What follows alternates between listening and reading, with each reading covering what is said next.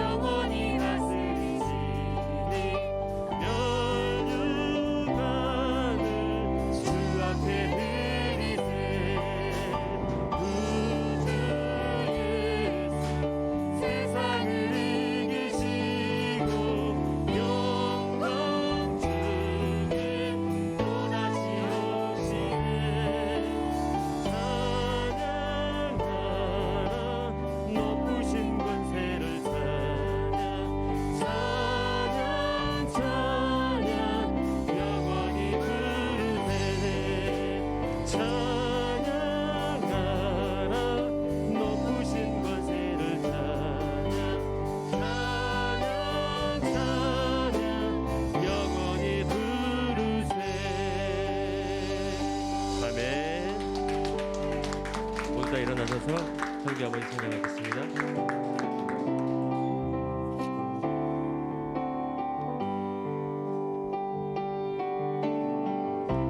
창조의 아버지 세상이 보이사 택하신 세대 일으키어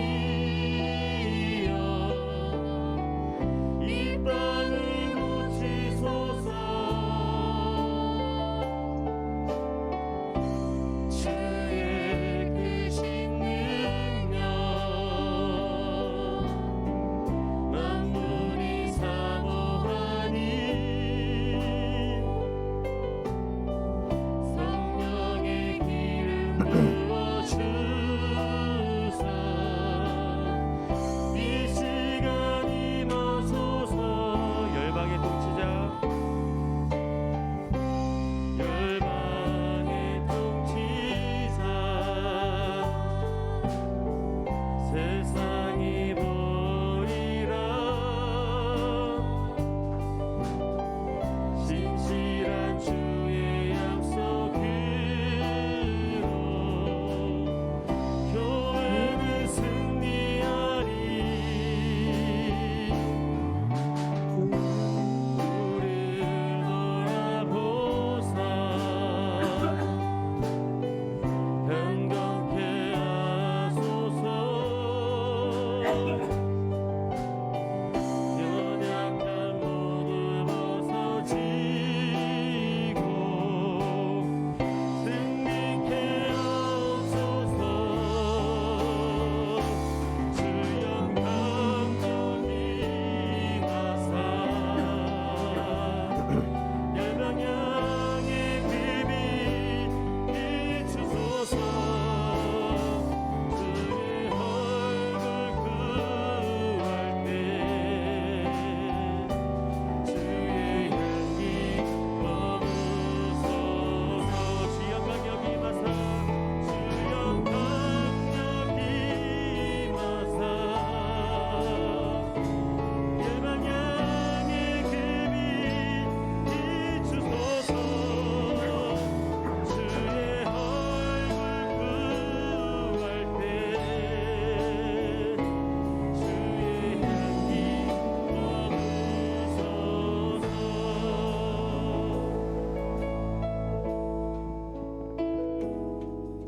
다 같이 사도신경으로 우리들의 신앙을 고백하겠습니다.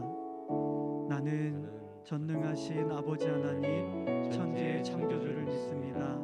나는 그의 유일하신 아들 우리 주 예수 그리스도를 믿습니다. 그는 성령으로 잉태되어 동정녀 마리에게서 나시고 본디오 빌라도에게 고난을 받아 십자가에 못 박혀 죽으시고 장사된 지 사흘 만에 죽은 자 가운데서 다시 살아나셨으며 하늘에 오르시어 전능하신 아버지 하나님 우편에 앉아 계시다가 거기로부터 살아있는 자와 죽은 자를 심판하러 오십니다. 나는 성령을 믿으며 거룩한 공교회와 성도의 구제와 죄를 죄를 용서받는 것과 몸의 부활과 영생을 믿습니다. 아멘. 다 자리에 착석해 주시면 되겠습니다.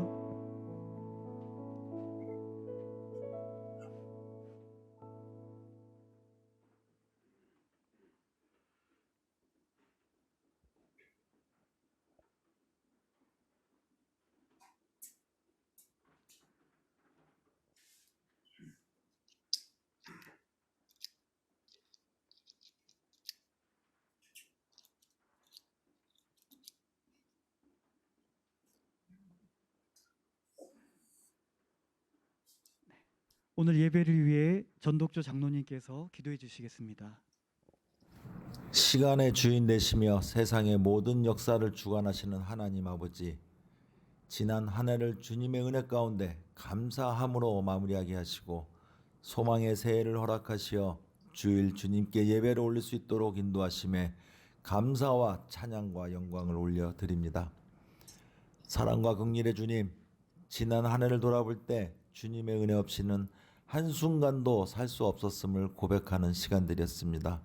저희의 유한한 능력으로 아무리 열심을 다해도 주님의 섭리 앞에서 너무나도 하찮은 존재임을 깨달았습니다. 새해에는 저희가 소망한 주님을 향한 고귀한 뜻과 계획들이 결실을 맺게 하여 주시고 전적인 순종으로 주의 뜻하신 역사가 연대한인교회를 통하여 나타나게 하시옵소서. 2023년 저희 교회는 모든 성도들이 주님의 제자된 삶을 위하여 구역을 중심으로 제자 훈련을 준비하고 있습니다. 목사님을 중심으로 이루어지는 제자 훈련을 통하여 주님을 믿는 신앙에서 주님을 만나고 아는 신앙으로 신앙 성숙의 시간을 이루게 하시어 모든 성도님들께 거룩의 뿌리가 깊게 내려지는 주님이 항상 임재하시는 저희 연대한인교회 이루어가게 하시옵소서. 이제 훈련된 주의 군사가 되어 긴 시간 이 땅에서 감당해온 선교의 사명을 다시 시작하여 주님이 간절한 마음으로 바라보는 곳을 바라보며 주님의 발이 되어 복음의 사명을 감당해 나가게 하시옵소서. 사랑의 주님, 이번 주는 중국과 한국의 최대 명절인 설 연휴를 보내고 있습니다. 한 해 동안 수고한 저희에게 쉼을 통해 다시 회복의 시간을 허락하신 시간인 줄 믿습니다. 명절을 맞아 고국으로 발걸음한 성도님들과 이곳에 남아 지인들과 함께 하시는 성도님들, 또 이 시간을 이용하여 여행길에 오른 성도님들, 다양한 모습으로 이 시간을 귀하게 쓰시는 성도님들, 어느 곳에 머무르시든지 주님 동행하여 주시고 주님이 주시는 풍성한 은혜가 넘치게 하여 주시옵소서. 바라옵기는 설 연휴 모든 만남 속에 말씀으로 하나 되는 복된 만남 이루게 하시옵고 주 안에서 평강이 있는 만남 인도하여 주시옵소서. 주님, 조국 대한민국과 민족을 위하여 기도합니다. 최근 코로나 팬데믹 상황을 지나며 세계 경제는 한 치 앞도 내다볼 수 없는 혼란의 시간을 보내고 있습니다. 2023년에도 세계 경제 상황은 더욱 좋지 않을 것이라 합니다. 긴 역사 동안 항상 어려움에서 이 민족을 지키고 세우신 하나님, 춥고 배고플 때 오직 주님께 매달리며 기도하였던 그 간절한 기도가 지금 있게 하시어 대한민국을 이 위기에서 주신 지혜로 슬기롭게 극복하게 하시옵소서. 국론이 통일되게 하시고 온 국민이 한마음 되어 위기를 기회로 이끌어 주님이 세우신 나라의 위상을 알리게 하시옵소서.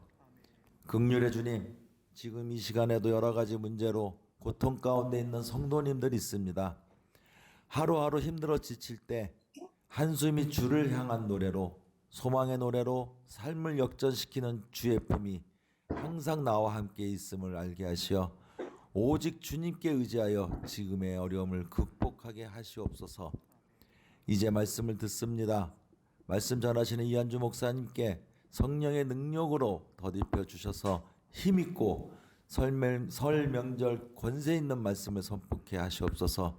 듣는 저희들 말씀을 통하여 심령이 변화되고 한 해 주님께 충성하겠노라 믿음의 결단이 일어나는 시간 되게 하시옵소서. 온 마음 다하여 찬양을 올려드리는 할렐루야 성가대 찬양을 기쁘게 받아 주시옵고 오늘도 예배를 위하여 헌신 봉사하는 숨은 손길들마다 삶 속에서 간절함으로 기도드리는 모든 기도 제목이 응답되어지는 삶으로 축복 있을 줄 믿사오며 아무 공로 없는 죄인이 오직 예수 그리스도의 이름 의지하여 간절히 기도드립니다. 아멘.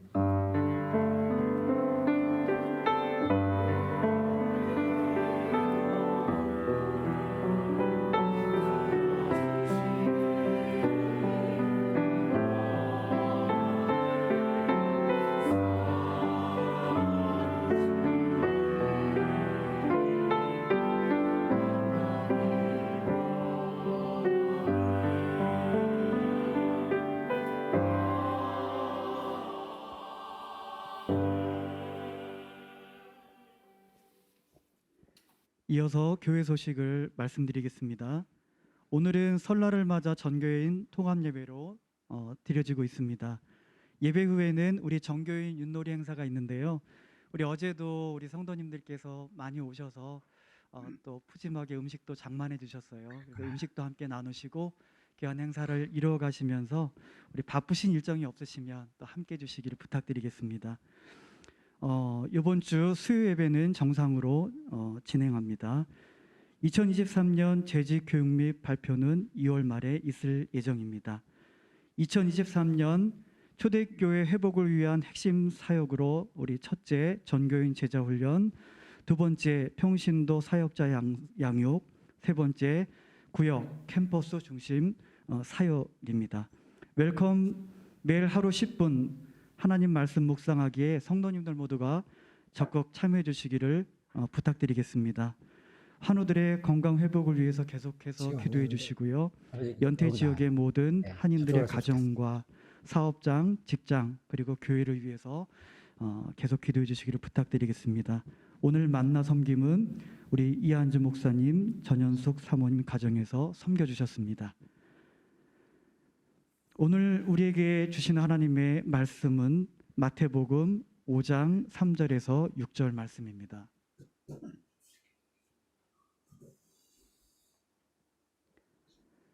마태복음 5장 3절에서 6절 말씀입니다. 우리 찾으셨으면 우리 같이 합독하도록 하겠습니다.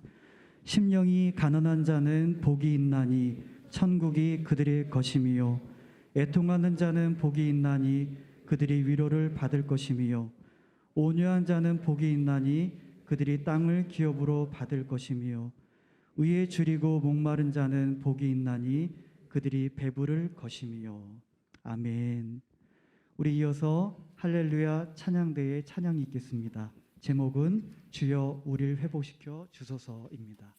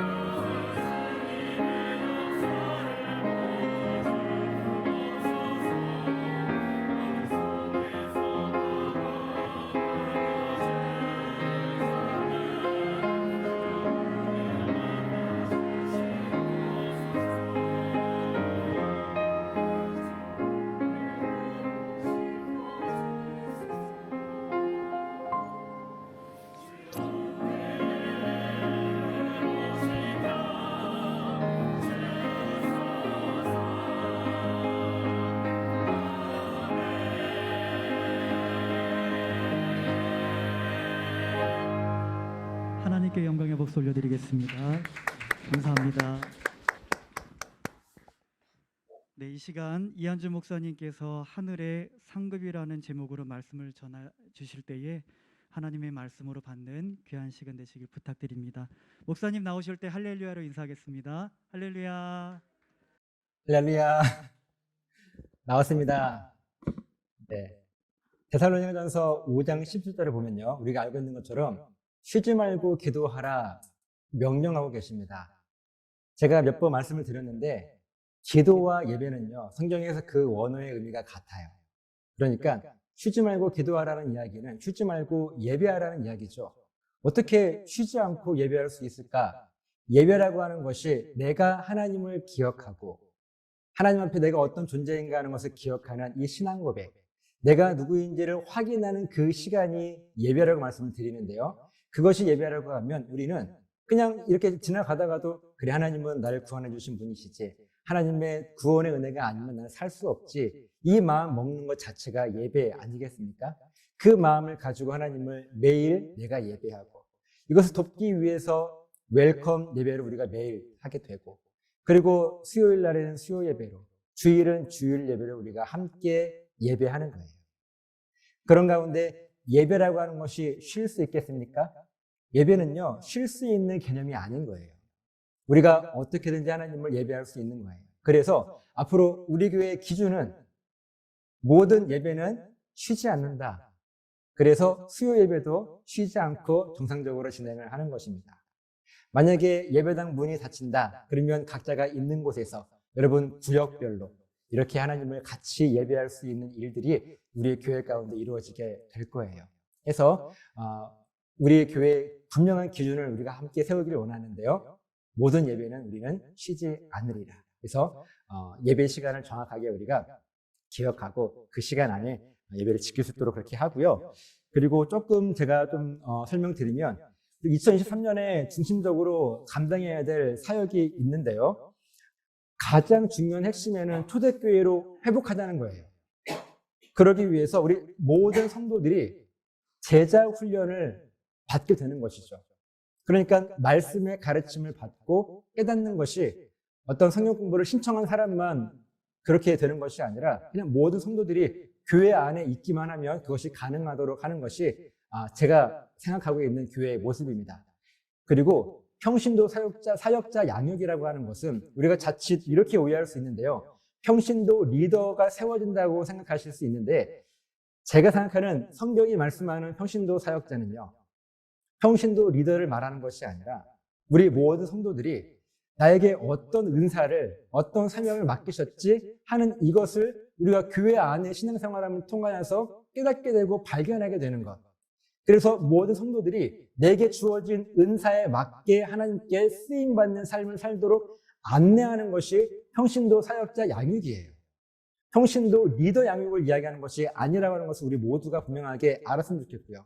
그래서 제자훈련, 말씀을 통한 가르침과 깨달음을 통하여서 그래, 내게 주신 하나님의 뜻이 무엇인지를 우리가 하나님과 관계 가운데서 깨닫는 거예요.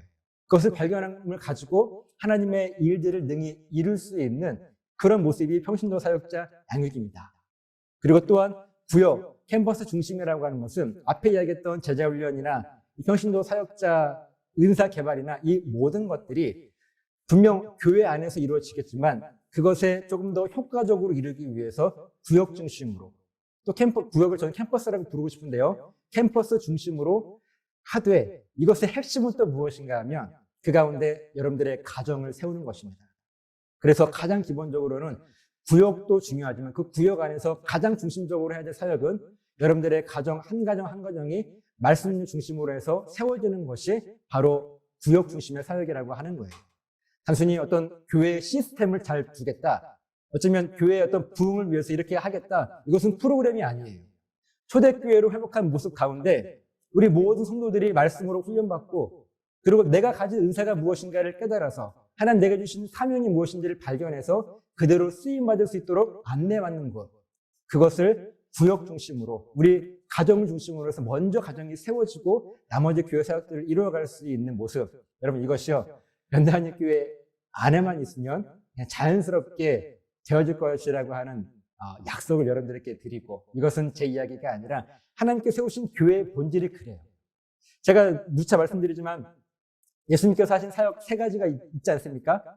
말씀을 가르치시고, 복음을 증거하시고, 약한 것을 고치시고, 이 세 가지 사역이 방금 우리가 핵심적으로 이룰, 어쩌면 이것은요 2023년 올해만 우리가 중점적으로 해야 될 사역이 아니라 그냥 우리 교회가 존재하는 한 꾸준하게 앞으로 이어져야 될 사역이 바로 이 사역이라고 저는 확신해요.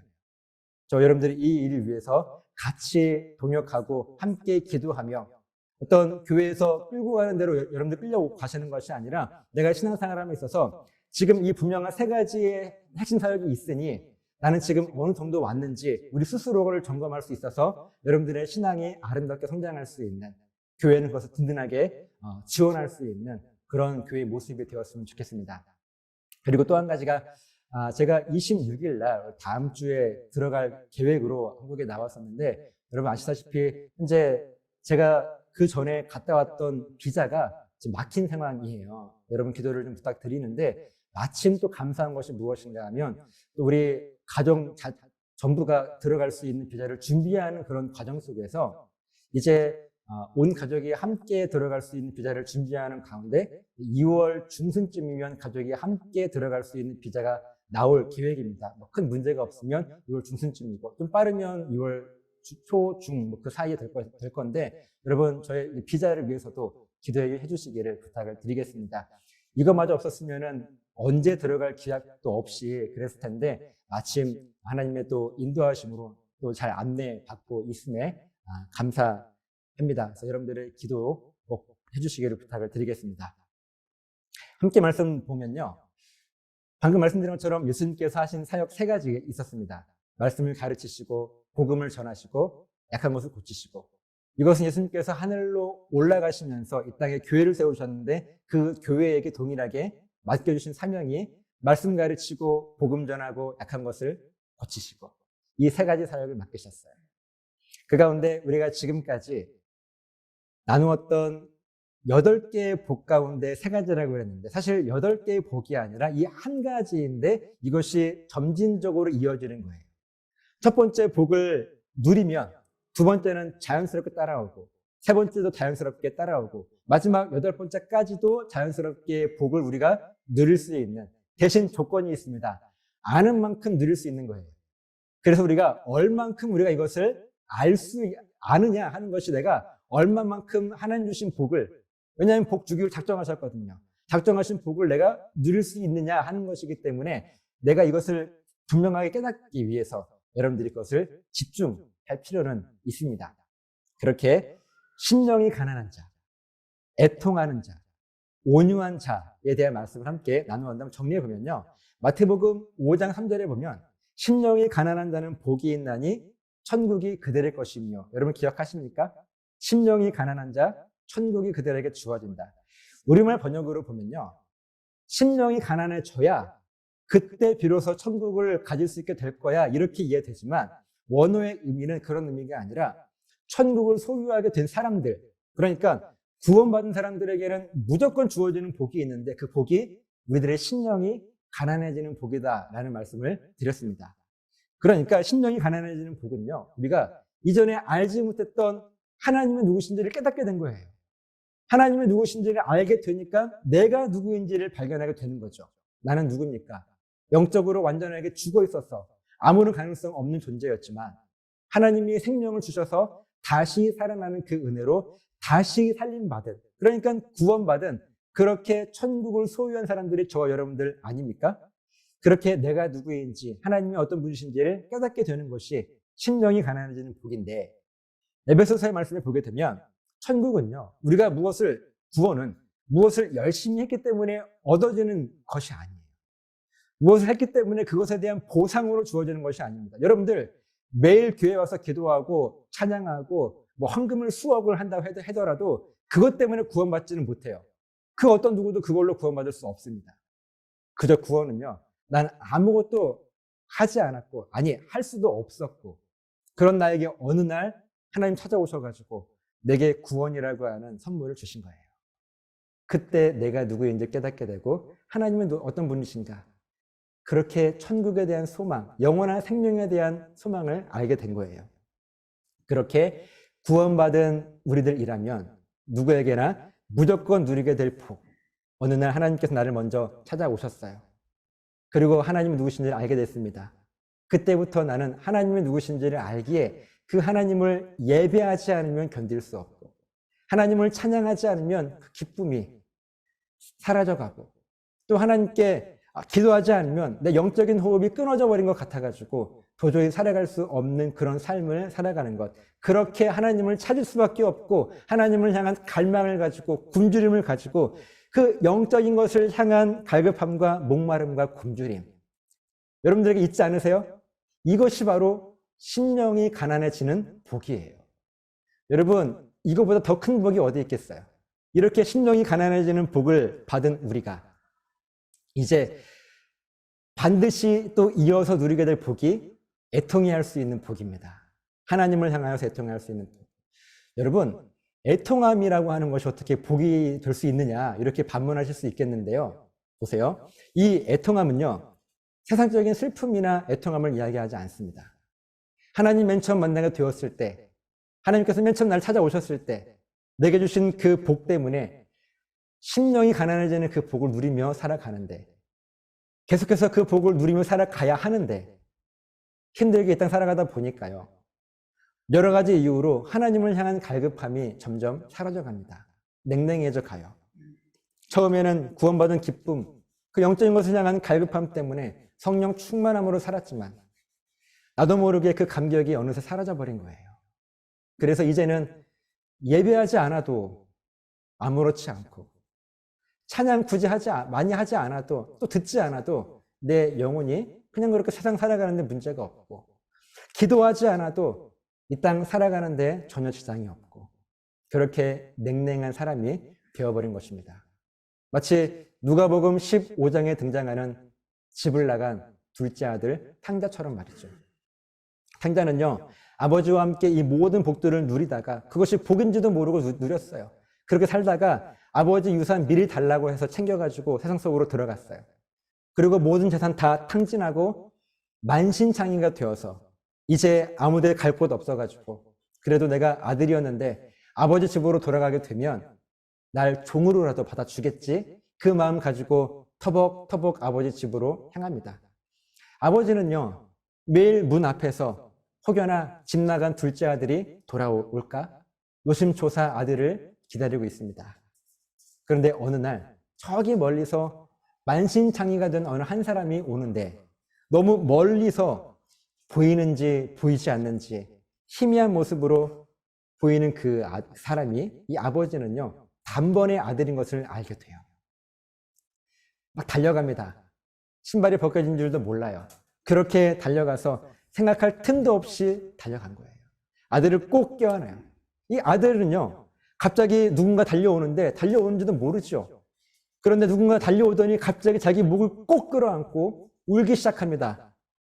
이때까지도 이 노인이 누구인지 아들은 알지 못해요. 그런데 어딘가 익숙한 그 노인의 향취, 자기 아버지라고 하는 것을 알게 됩니다. 아버지인 것을 알게 되니까 이 아들의 마음이 어떻겠어요?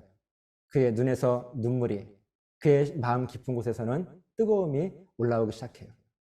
그리고 그의 눈에는 눈물이 흐릅니다. 그리고 흐르던 눈물은 아버지를 향한 죄송스러운 마음, 또 그 모든 것들 때문에 통곡으로 변해요. 눈물이 통곡으로 변하고, 통곡으로 변한 그의 눈물은 이내 애통함으로 바뀝니다. 이제 마음껏 목 놓아 부르면서 애통해 해요. 나는 죄인이라고, 나는 죄인이었노라고, 나는 아무것도 가능성 없고 이제 다 잃어버리고 집으로 돌아오고 있는데, 나는 그냥 종으로만 받아줘도 감사한데 나를 다시 아들로 받아주시는 그 아버지 때문에 감사함으로 애통해요. 돌아온 이 탕자의 애통함은요, 슬픔의 애통함이라 말할 수 있겠습니까? 그렇지 않아요. 이것은 감사와 기쁨의 애통함이었습니다. 이 아들이 먼저 애통했기 때문에 하나님이 이 아들을 찾아오셨어요? 아버지가 찾아오셨습니까? 아니죠. 먼저 애통한 것이 아니라 그냥 먼저 나는 만상이가 되어가지고 이 땅에서 실패하고 패배하고 넘어져 있는데, 그런 나를 멀리서 희미한 나를 바라보시고 찾으시고 발견하시고 내게 달려오셔서 먼저 나를 안아주셨기에 내가 하나님을 향하여서 애통해 할 수 있는 복. 여러분, 결국 이 애통함은요, 우리에게 복이에요. 여러분, 분명 이 복은요, 자기를 위해 따랐던 제자가 아닌, 무리들이 아닌 자기의 모든 것들을 다 포기하고 따랐던 제자만 이해할 수 있는 말씀이라고 말씀을 드렸어요. 지금 이 심령이 가난해진다라고 하는 것, 애통해 할 수 있다라고 하는 것, 하나님 모르는 사람들에게 이야기한들 이해할 수 있겠습니까? 저는 절대 이해 못한다 생각을 해요. 내가 하나님의 은혜를 경험했기에 심령이 가난함이 무엇인지를 아는 것이고, 내가 하나님을 향하여서 애통한 경험이 있었기에, 먼저 하나님 날 찾아오신 그런 경험이 있었기에 내가 하나님을 향하여서 애통해 할 수 있는 복이 무엇인지를 알게 되는 것, 제자가 아니면요 이해할 수 없는 복입니다. 혹 여러분들 가운데 지금 이 심령이 가난함과 애통함이 이해가 안 되시는 분이 있다면 우리는 회개해야 돼요. 내가 하나님을 향하여서 심령이 가난해지는 복, 애통해 할 수 있는 복. 복의 비밀을 깨달은 이 아들의 삶은요 완전히 변했죠. 이제는 그 아버지가 내게 어떤 분이신지를 분명하게 알게 되었어요. 또 자기 자신이 이 아버지에게 어떤 존재인가 하는 것을 깨닫게 되었습니다. 이미 죽은 존재였는데 아버지가 먼저 날 찾아오셔서 날 위로하심으로 새로운 삶을 살게 된 존재라는 것을 깨닫게 되었어요. 그는 이제 온유한 사람으로 변하게 됩니다. 이 온유함은 겸손함이에요. 성경의 겸손함과 온유함은 같은 뜻입니다. 그리고 겸손함이라고 하는 것은 내가 누구인지를 알고 하나님이 누구신지를 분명하게 고백할 수 있는 신앙 고백이 온전한 사람이에요. 이 사람을 온유한 사람이라고 말씀하고 있고, 이 온유한 사람에게 주시는 복이 있는데 땅을 기업으로 주신답니다. 땅을 기업으로 주신다는 말씀은요, 유산으로 이 땅을 물려주신다는 거예요. 이 말씀의 의미는요, 지금 내가 서 있는 곳, 바로 그 땅을 살아가는 내 삶의 의미와 방식이 완전히 바뀐다는 말씀입니다. 여러분, 집으로 돌아온 둘째 아들에게 그 집은요 변하지 않았어요. 원래 그 집은요 어떻게든 아버지 유산 빼앗아가지고 나를 위해서 내 인생 한번 살아볼까 고민하던 그런 곳이 바로 이 아들에게 집이었습니다. 그런데 다시 돌아온 이 둘째 아들에게 그 집은요 여전히 그대로예요. 집은 바뀌지 않았습니다. 하지만 그 집을 살아가는, 그 땅을 살아가는 이 둘째 아들의 삶의 의미와 방식은요 완전히 변화되었어요. 이전의 둘째 아들이 아닙니다. 이제는 탕자가 아니에요. 다시 돌아온 이 아들은 진짜 아들이 되었어요. 진짜 아버지가 누군지를 고백하는 진짜 아들이 된 거예요. 집은 변함이 없습니다. 그대로예요. 이제는요 자기를 위해서 아버지께 유산 좀 어떻게 받아내볼까? 이것을 고민하던 땅이 아니라, 그런 집이 아니라 내가 아버지를 위해서 무엇을 할까? 아버지가 원하는 것은 무엇일까를 고민하는 것으로 바뀌었습니다. 자기 자신을 위해 살던 땅이 이제는 아버지를 위해 살아가야 할 땅으로 바뀐 거예요. 여러분, 온유함 또 겸손한 자들에게 사명이 생긴 거예요. 아니, 사명이요 생길 수밖에 없습니다.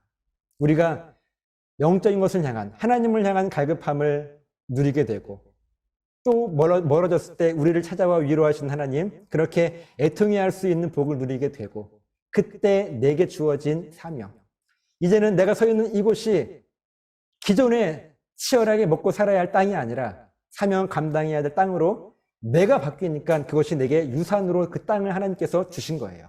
그 사명을 감당하라고. 그리고 그 사명을 감당하며 산다는 것이 얼마나 큰 기쁨이고 감사인지, 그들에게 주어진 사명은요 더 이상 짐이 아니고 고난이 아니고 감사였고 축복이었습니다. 여러분, 사명 감당하며 사는 삶이 어떤 삶이겠습니까? 내 자신을요 하나님 앞에 내려놓고 포기하는 것 아닐까요? 다시 돌아온 이 아들이 그 아버지 앞에 이제까지 유산 달라고 그렇게 졸라대고 어떻게든 투정 부리면서 했던 그런 모습이었는데, 이제는 다 그거 내려놓고 아버지 원하시는 게 뭐예요? 내가 그것을 위해 살게요. 이렇게 결단하는 삶이 사명을 감당하는 것 아니에요. 내 생각, 내 주장 다 내려놓고 포기하고 살아가는 거예요. 사명은요 하나님께서 하신 그 말씀에 기꺼이 순종하는 것입니다. 겸손한 사람들, 온유한 사람들은요 왜 그 사명 감당해야 되죠? 내가 왜 그렇게 해야 되죠? 왜냐고 묻거나 따지지 않는 거예요. 왜냐고 묻거나 따지는 사람은요, 이전에, 집 나가기 전에 탕자의 모습이었을 거예요. 하지만 다시 돌아온 탕자는요, 아버지께 왜냐고 묻거나 따지지 않습니다. 그러면서 오늘 본문이 이어져요. 여러분들은요, 어떤 모습으로 순종하며 살아가십니까? 제가 한 3절의 말씀을 함께 우리가 나눌 텐데, 누가복음 6장 37절 말씀, 비판하지 말라. 그리하면 너희가 비판을 받지 않을 것이요. 정죄하지 말라. 그리하면 너희가 정죄를 받지 않을 것이요. 용서하라. 그리하면 너희가 용서를 받을 것이요. 비판하지 말고, 정죄하지 말고, 용서하라. 명령이죠. 여러분 이 명령에 순종하고 계십니까? 또요. 마태복음 6장 1절 말씀. 사람에게 보이려고 그들 앞에서 너희의 의를 행하지 않도록 주의하라. 그리하지 아니하면 하늘에 계신 너희 아버지께 상을 받지 못하느니라. 사람에게 보이려고 그들 앞에서 의를 행하지 않도록 주의하라 명령이잖아요. 이 명령에 여러분 순종하고 계십니까? 지금 여러분들이 신앙생활 하시면서 내가 어떤 일들을 함에 있어서 누군가에게 보이기 위해서 누군가 때문에 어떤 이 일들을 하고 있는지 그렇게 하지 말라고 명령하고 계시는데 어떻습니까? 또 한 절, 마태복음 6장 24절.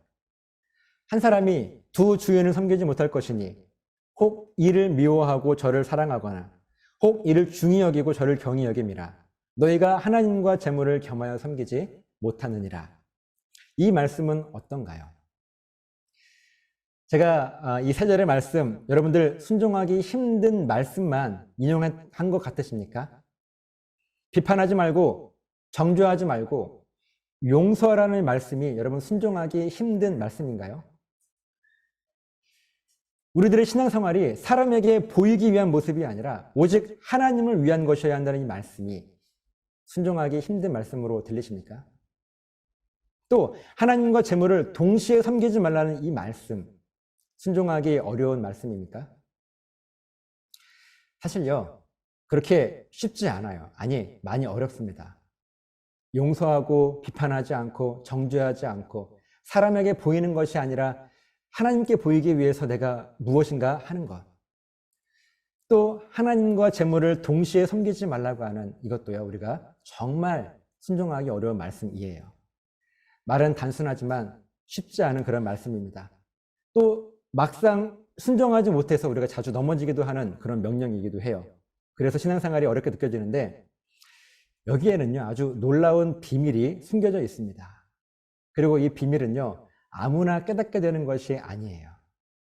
아무나 깨닫지 못한다는 것은 지식이 부족해서가 아니라 내가 경험하지 못하면 결코 깨달을 수 없는 말씀입니다.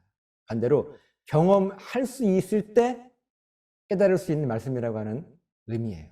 자, 보세요. 예를 들어서 누군가 여러분들에게 큰 상처와 모욕감을 주었습니다. 그래서 그 사람 미워서 관계 끊고 살기로 마음 먹었어요. 그런데 어느 날 문득 아까 이 말씀 가운데 한 말씀, 비판하지 말고 정죄하지 말고 용서하라고 하는 이 누가복음의 말씀이 내 마음에 들어왔습니다. 그 말씀이 내 마음에 들어오는 순간 나에게 상처 주었던 그 사람이 생각나요. 그때부터 마음이 많이 괴롭습니다. 분명 용서라고 하는 예수님의 명령이고 예수님의 음성인데 도저히 그 사람 내가 밉고 증오감이 생겨서 또 내가 잘못한 것이 없는데 용서할 수도 없고 이야기할 수 있을 것 같지 않습니다. 마음에 부담은 있지만 쉽게 용서가 안 되는 거예요. 그런데 자꾸 용서하라고 하는 말씀이 내 마음에 부딪혀 옵니다. 말씀에 대한 부담 때문인지 갑자기 내 마음에 변화가 있기 시작해요. 그리고 내가 받았던 그 상처가 보이지 않고 어느 순간 하나님만 바라보기로 내 마음에 작정하고 결단합니다. 그리고 아까 탕자가 아버지 앞에 순종했던 것처럼 왜냐고 묻거나 따지지 않고 그저 용서하라 명령하셨기에 용서하기로 왜냐고 묻거나 따지지 않고 순종하기로 결심을 합니다. 그 사람에게 연락해서 먼저 사과하고 용서하기로 마음을 먹어요. 그런데 그때부터 정말 놀라운 일이 이 사람의 삶에 일어나기 시작해요. 도저히 용서할 수 없을 것 같은 그 사람이, 그 사람의 영혼이 이제는 불쌍하게 보이는 거예요. 내가 만난 하나님, 내게 주신 그 하나님의 은혜, 그 심령이 가난해지는 복, 애통해 할 수 있는 복, 온유한 자에게 주어졌던 그 사명, 이 놀라운 복을 나만 누릴 것이 아니라 저 사람도 좀 누렸으면 좋겠는 거예요. 그 사람의 영혼이 불쌍한 마음이 들기 시작합니다. 그렇게 미워하고 증오하던 그 사람을 위해서 이제는요, 기도하기 시작해요. 미운 마음이 사라지는 게 아닙니다. 여전히 있어요. 그럼에도 불구하고 영적인 이 부분이 더 크기에, 얼굴 안 보이지. 이것이 더 크기에 그 사람을 향하여서 이제 기도하기 시작하는 거예요. 그렇게 기도할 때 잘 들어보세요, 여러분. 하나님은요, 내가 미워하는 그 사람을 찾아가시는 게 아닙니다. 내가 기도할 때 기도하는 나를 찾아오시는 거예요. 그렇게 내게 용서할 수 있는 힘을 하나님이 주시는 거예요. 그리고 나로 하여금 기쁨을 주시고 위로함을 주시고 기꺼이 그 사람을 용서할 수 있는 마음을 주시는 거예요. 나에게 찾아오셔서 내 안에 충만한 기쁨과 감사를 쏟아 부어주시는 거예요.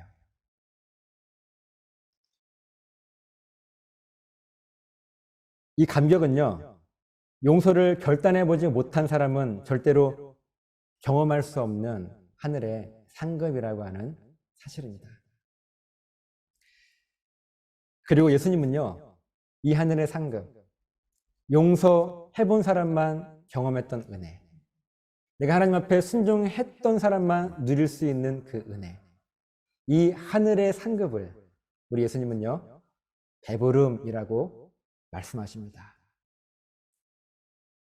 무엇인가 많이 채웠기 때문에 배부름이라고 말씀하신 것이 아니에요.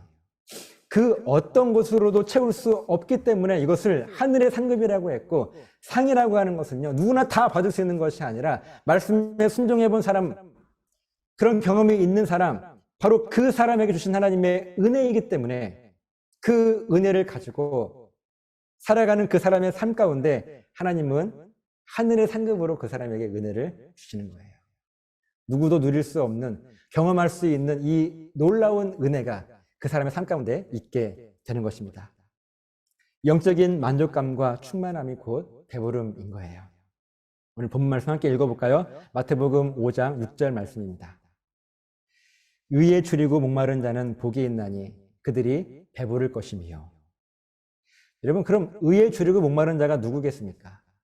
아까 도저히 할 수 없을 것 같았던 하나님의 명령에 순종하기로 결단하게 되면 이 하늘의 상급, 영적인 배부름을 반드시 누리게 됨을 아는 사람들, 그것이 의, 하늘의 상급이 주어진다는 것을 아는 사람들, 그 의를 향하여서 줄이고 목마른 자.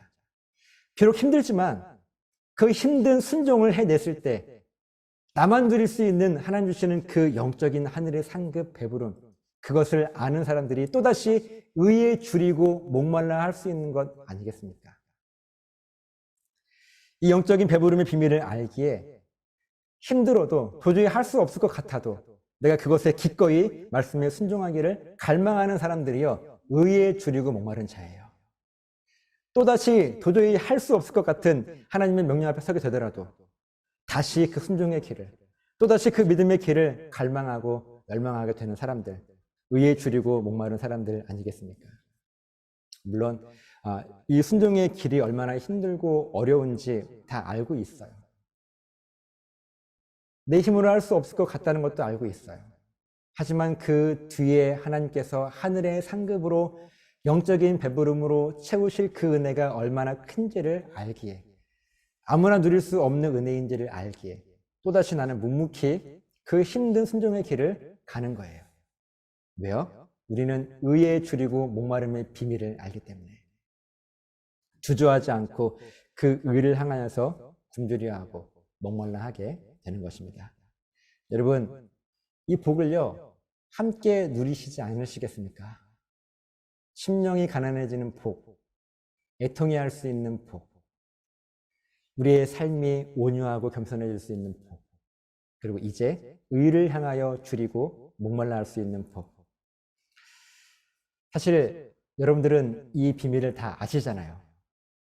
하지만 배부름의 의미가 무엇인지를 알고 하늘의 상급이 어떤지를 우리가 알지만, 내가 의에 줄이고 목마름이 무엇인지를 알지만, 그 말씀에 순종하는, 명령에 순종하는 내가 너무 힘들 것 같아서, 도저히 감당할 수 없을 것 같아서 쉽게 순종하지 못하는 모습이 우리들에게 있지 않습니까?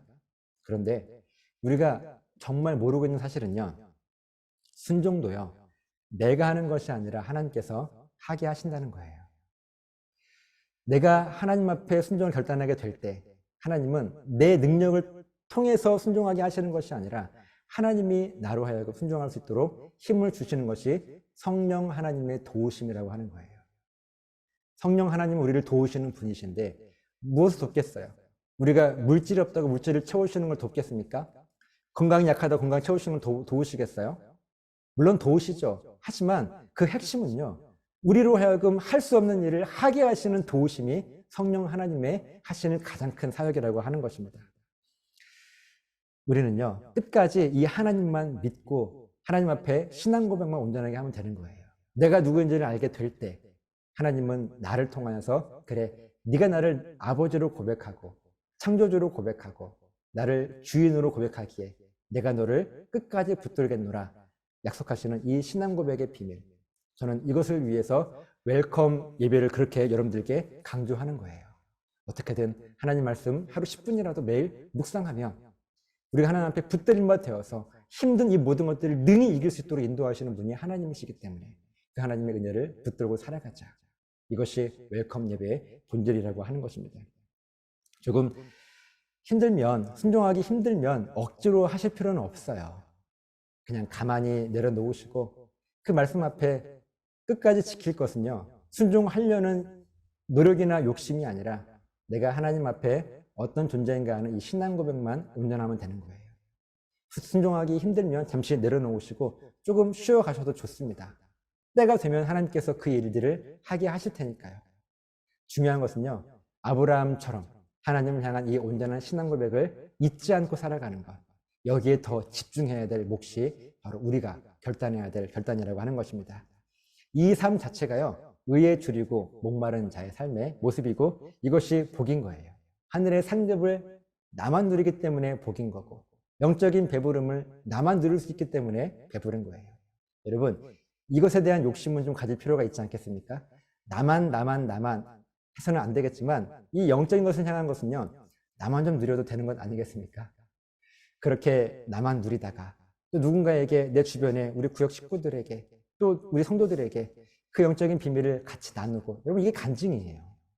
이런 간증과 또 말씀의 나눔과 이 모든 것들을 통해서 교회가 아름답게 세워져 간다는 이 교회의 원리를 저를 꼭 기억하시고, 혼자 감당하려고 하지 마시고 연단한 교회로서 서로가 서로를 위해서 기도하며 동역할 수 있는 그런 아름다운 교회가 우리 연대한인교회로 세워질 수 있게 되시기를 예수님의 이름으로 부탁을 드립니다. 기도하시겠습니다. 하나님, 감사합니다. 귀한 말씀을 통해서 깨닫고 의에 줄이고 목마른 자의 삶이 하나님의 말씀 앞에 아무것도 묻지도 따지지도 않고 그저 순종할 수 있는 그 순종의 능력은 나로부터 오는 것이 아니라 하나님께서 주시는 그 은혜인 것을, 그렇게 순종한 자들만 누릴 수 있는 영적인 배부름과 하늘의 상급을 굳게 붙들고 살아가는 우리 모두들 될 수 있도록 인도해 주시옵소서.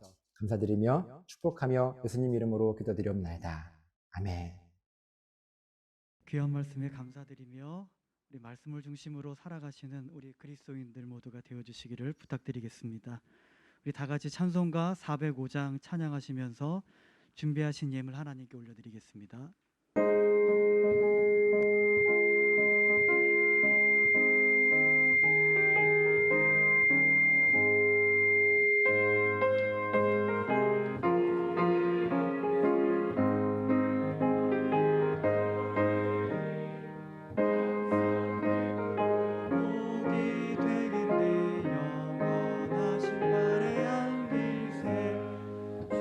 주의 팔에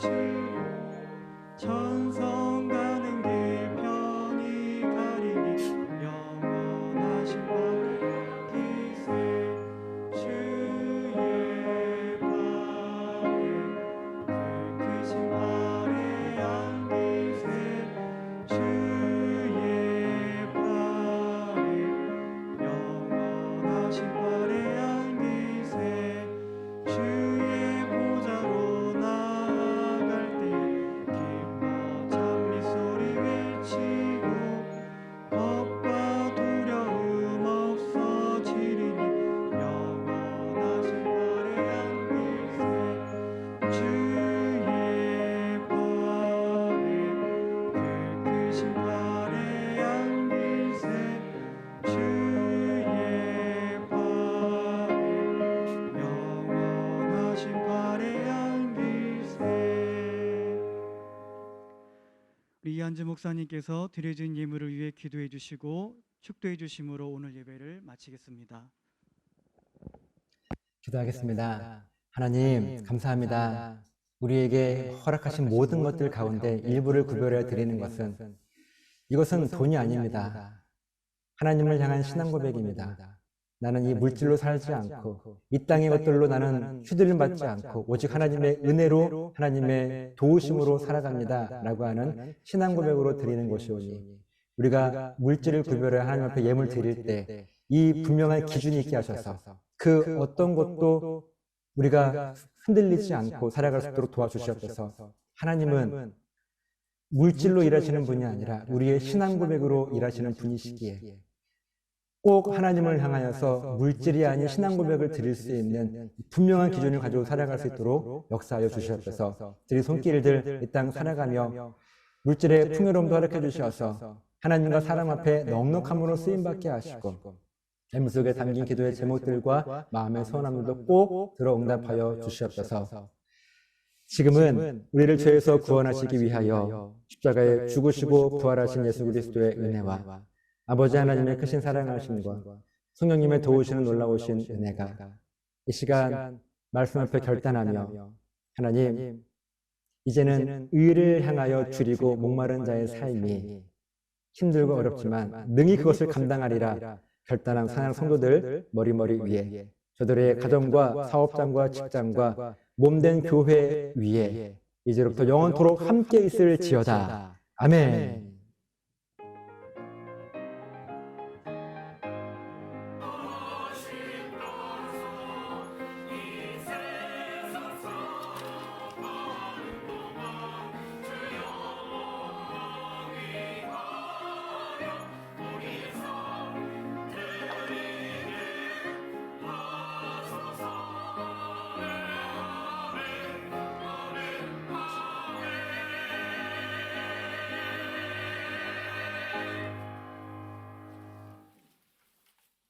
새해 복 많이 받으세요.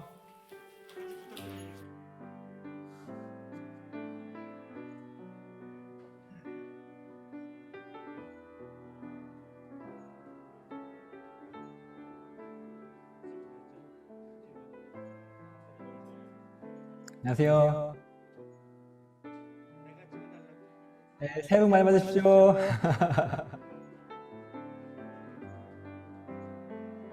장로님 새해 복 많이 받으세요. 김석원 장로님.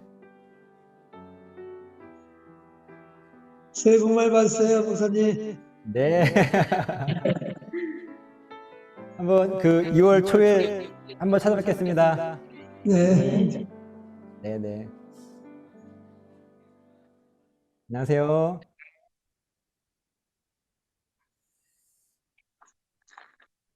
안녕하세요. 새해 복 많이 받으세요. 네, 새해 복 많이 받으세요.